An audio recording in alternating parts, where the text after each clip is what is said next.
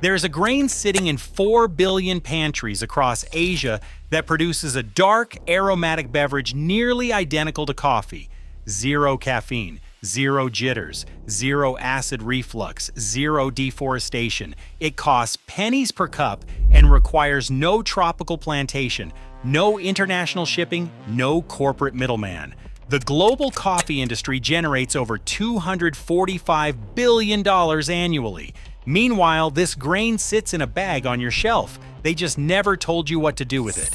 At the end of this video, you will know exactly how to produce an endless supply of this beverage from a single bag. 67% of American adults drink coffee every single day. That makes it the most consumed beverage in the United States after water.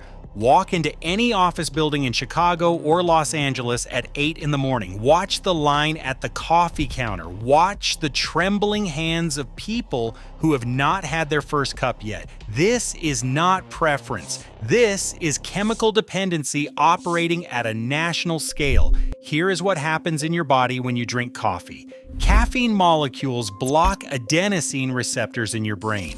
Adenosine is the compound that tells your nervous system to slow down and rest. When you block it, you feel artificially alert. Your heart rate increases, your blood pressure spikes. Cortisol floods your system. This is the same hormone your body releases when you are being chased by a predator. You are triggering a stress response every single morning and calling it breakfast.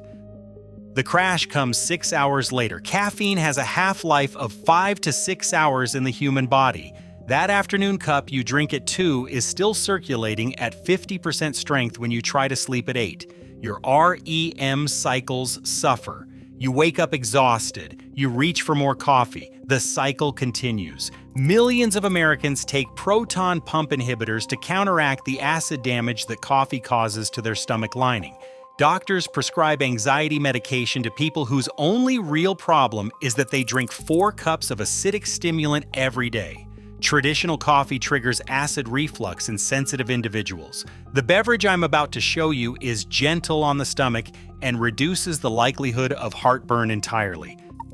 But the damage extends far beyond your body. Coffee is one of the top 6 drivers of deforestation worldwide. The top 10 global producers of coffee emitted 21 million tons of carbon dioxide in 2017 alone. That number comes directly from forest destruction linked to coffee production. Picture the Amazon rainforest. Picture Indonesia. Picture the highlands of Ethiopia. Every cup of coffee consumed represents approximately 1 square inch of rainforest destroyed. That statistic comes from Ohio State University research. The coffee industry is not harmless. It is a $10 billion machine that runs on ecological destruction.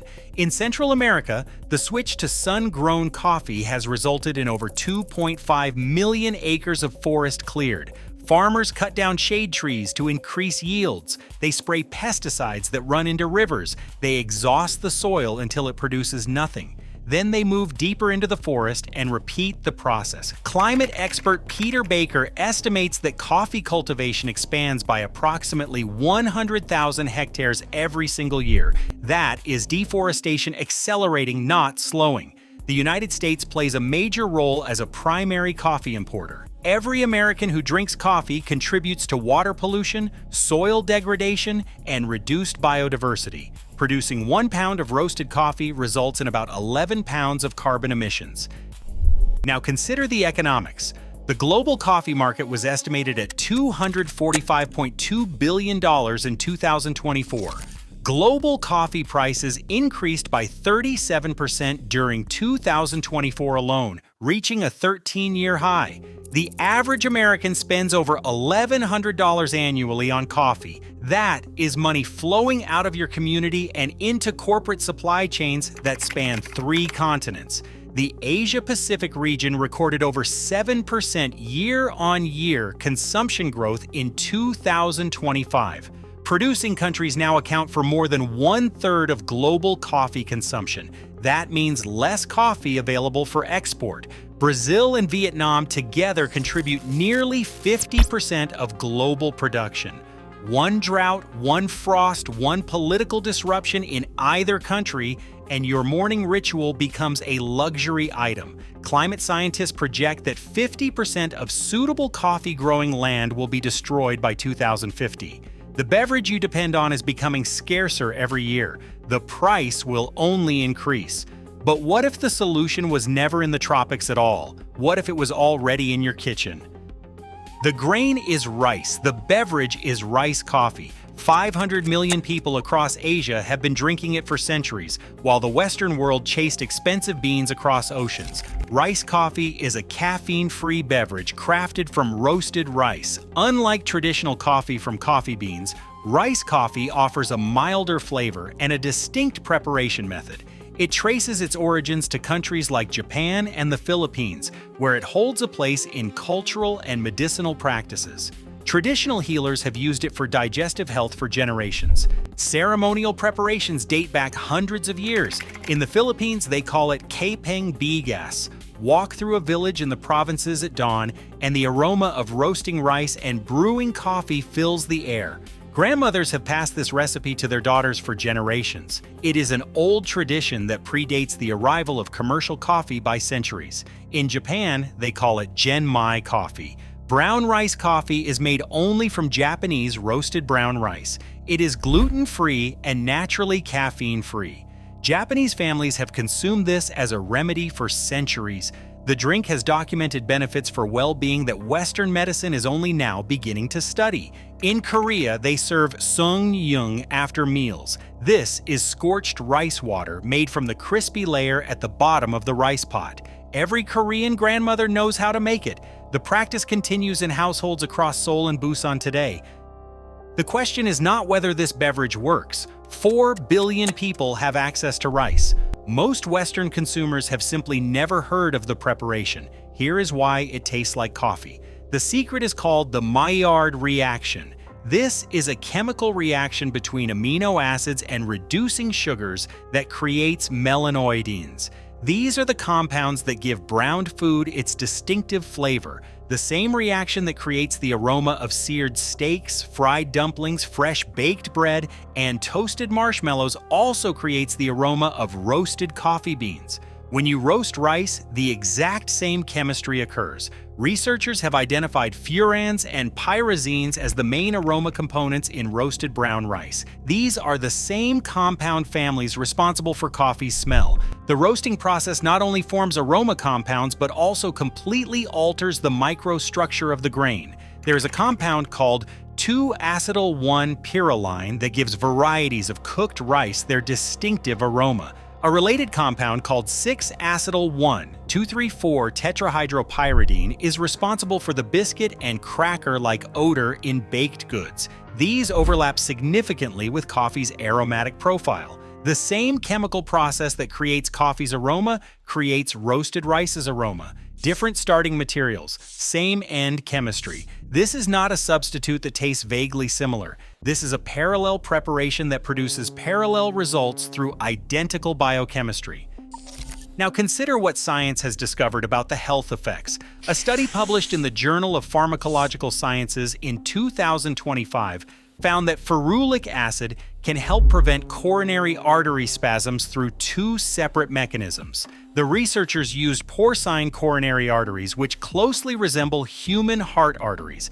Dr. Raj Das Gupta explains that ferulic acid is a natural compound found in the outer layers of plants. It appears in rice, coffee, fruits, and vegetables. What makes it interesting is its antioxidant properties and anti-inflammatory effects. Here is the critical difference. Coffee stimulates your nervous system. Rice coffee calms it. Brown rice contains gamma-aminobutyric acid, known as GABA. This is a neurotransmitter in the brain that plays a key role in regulating nerve impulses. It helps calm the nervous system, reducing anxiety, improving sleep, and supporting overall brain health.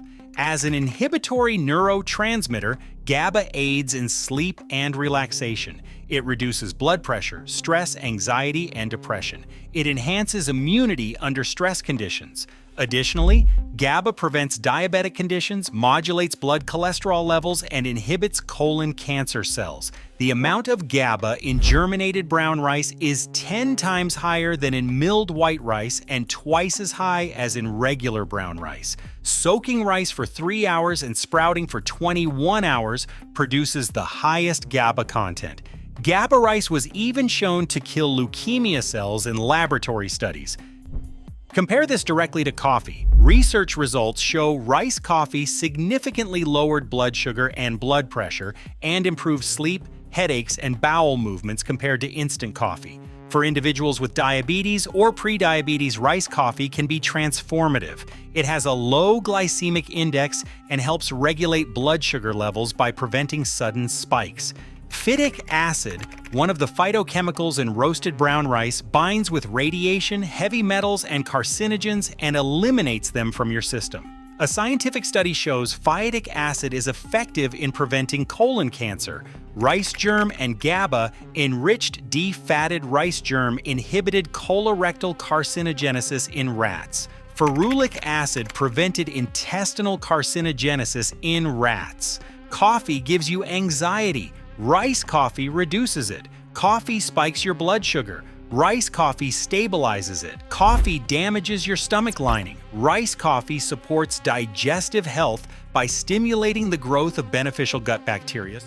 So why have you never heard of this? Rice is a commodity. Roasting it is not patentable. No extraction technology exists to license. No capsule formulation can be protected. A farmer with a pan can produce this beverage. No Keurig machine required. No pods to purchase monthly. No subscription to maintain. The coffee industry spends billions on marketing annually. Rice coffee has no marketing budget. No corporation benefits from telling you that your pantry contains everything you need. The global coffee market is highly consolidated. The top 5 roasters account for an estimated 55 to 60% of global roasted and soluble coffee volumes. These companies have no incentive to educate you about alternatives.